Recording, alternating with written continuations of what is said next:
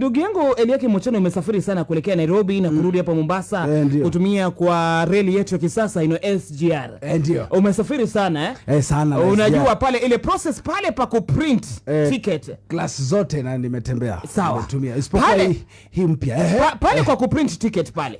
Ndio. Watu wanakwenda kupanga foleni wanaenda kuprint ticket.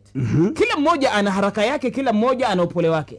Kuna wengine akienda pale dakika moja tayari ashatoa ticket anatoka. Kuna mwingine unajiuliza huyu anafanya nini? Kama unatatizika, si utafute mtu hapa nyuma akusaidie. Kama huna subra ndugu yangu, unaweza kukosana na watu pale. Unajua Emma? Yes. Inaudhi bado dakika 18. Yes. Uko hapo mbele, si uniambie mimi niko hapa nyuma. Nikusaidie. Jamani, ulibook ticket siku 3 zilizopita. Yes. Kuna nambari ya simu iliyobook. Yes. Acha tukufahamishe leo ile nambari iliyobook. Yes. Kama ulibukiwa na mama yako, muombe na ile namba iliyobook na. Alafu pale kuna ticket number.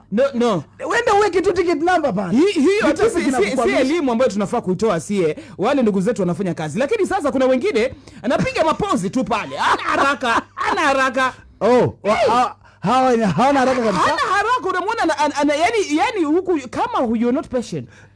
Unaweza kukosana na watu pale katika kuprint ticket kwa SGR.